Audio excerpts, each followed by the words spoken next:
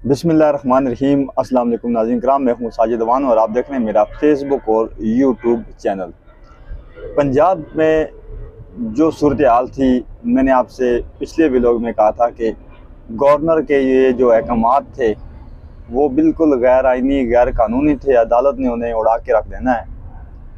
लेकिन नाज़रीन किराम, यहाँ पे अदालतों पे भी सवाल बनता है।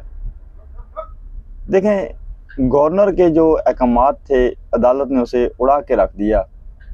वज़ीर आला पंजाब को पुरानी पोजीशन पे बहाल कर दिया गया है। उनकी तमाम तर जो काबीना थी उन्हें भी बहाल कर दिया। लेकिन अदालत ने परवेज़ इलाही साहब को कहा कि आप हमें लिख कर दें कि आप असम्बलियाँ तहलील नहीं करेंगे 11 जनवरी तक, यानी अगली समात तक। तो परवेज़ इलाही साहब ने उन्हें अदालत को ये लिख कर दिया कि हम असम्बलियाँ तहलील नहीं करेंगे। अब अदालत ने इसमें यह भी कहा कि अदम जो एतमाद का वोट है, अदालत के इस फैसले से आपको ये पाबंद नहीं किया जाता कि आप एतमाद का वोट लें या ना लें। अब नाज़रीन किराम, जो अगला चाल है, अगली जो प्लान है वो तहरीक इंसाफ की ये होगी। नून लीग का भी प्लान आपको बताऊंगा कि नून लीग अभी क्या करने जा रही है, पीडीएम क्या करने जा रही है और तहरीक इंसाफ क्या करने जा रही है। आप वीडियो को लास्ट तक देखें, आपको मज़ा आएगा।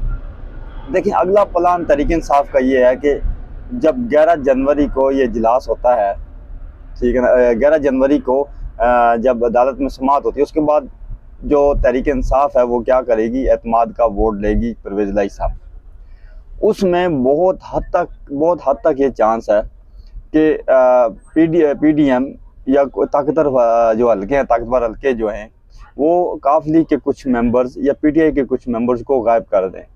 लेकिन उसके लिए तहरीक इंसाफ ने प्लान ये बनाया है कि तमाम तर पार्लिमानी पार्टी का इजलास बुलाया जाएगा। उसमें ये मेक श्योर किया जाएगा कि तमाम मेंबर्स मौजूद हैं उस इजलास में, काफ लीग के भी और पीटीआई के भी।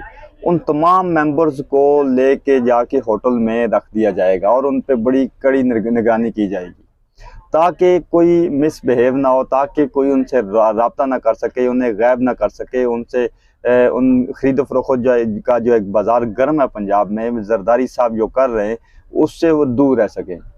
उसके बाद ये होगा कि अदम एतमाद का वोट जो है ना वो एतमाद का वोट जो है ना वो परवेज़ इलाही साहब लेंगे। उस तमाम मेंबर्स को पार्लियामेंट में लाया जाए, उसमें असम्बली में लाया जाएगा, वहाँ से वो एतमाद का वोट लेंगे।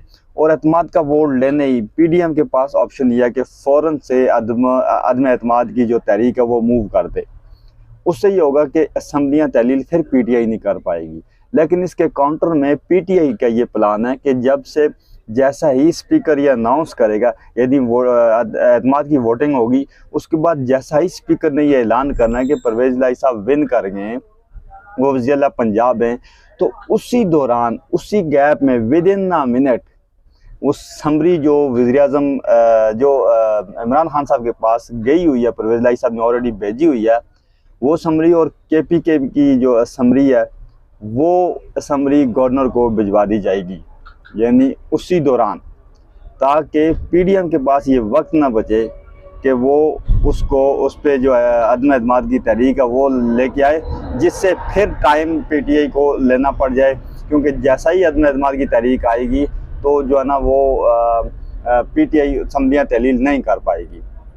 अब नाज़रीन किराम, पीटीआई ने का तो ये प्लान है। और परवेज़ इलाही साहब, मैं आपको हर व्लॉग में ये बताता आया हूँ कि परवेज़ इलाही साहब 2 कश्तियों में सवार हैं। वो एस्टेब्लिशमेंट के साथ भी हैं, वो पीडीएम के साथ भी बातचीत उनकी चल रही है और पीटीआई के साथ भी बातचीत चल रही है।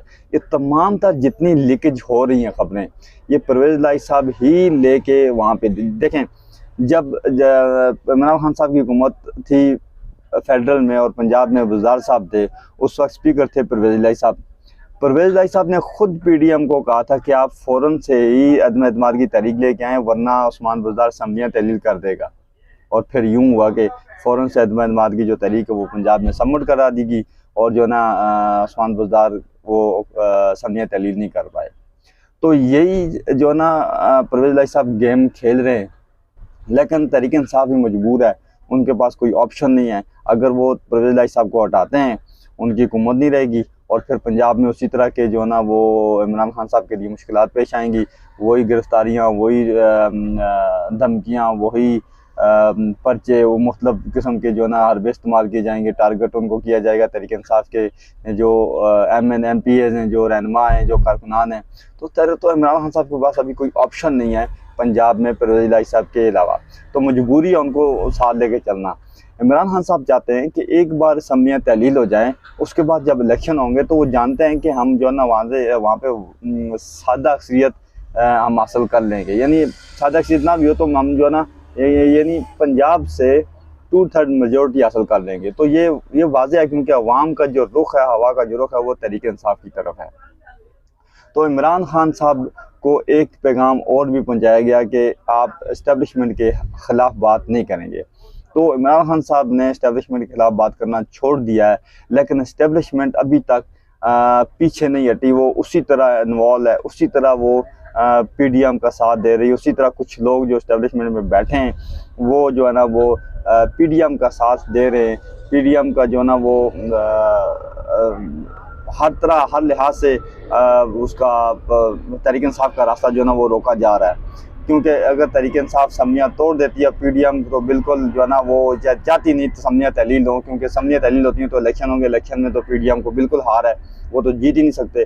तो इसलिए इमरान खान साहब को फिर इंगेज किया गया है कि आप आ जाएँ मुज़ाकरात की टेबल पे, हम बैठ के बात करें। लेकिन इमरान खान साहब का एक ही ऐलान है कि सबसे पहले आप इलेक्शन की डेट दें, उसके बाद आगे बात होगी। तो ये तमाम तर जो मामला अभी तक चल रहा है। और एक चीज़ और नाज़रीन किराम मैं आपको बताता चलूँ कि इस दौरान अगर परवेज़ इलाही साहब PDM के साथ चले जाते हैं तो फिर भी इमरान खान साहब के लिए बहुत ज़्यादा मुश्किलात पेश आएंगी। लेकिन मोनस इलाही साहब, अभी तक अगर परवेज़ इलाही साहब को किसी ने रोका हो वो मोनस इलाही ने रोका हो, क्योंकि मोनस इलाही साहब ये नहीं चाहते कि वो PDM के कैंप में जाए, क्योंकि उन्हें जो आने वाला वक्त है वो नज़र आ रहा है कि अगर वो PDM के पास जाते हैं तो उन्हें जो है ना हार का सामना करना पड़ सकता है। तो ये तमाम तर सूरत हाल है पंजाब की मैशत पे। अगले व्लॉग में कुछ आदाद व शुमार निकालने बात करूँगा। अब तक के लिए इतना ही, मुझे दीजिए।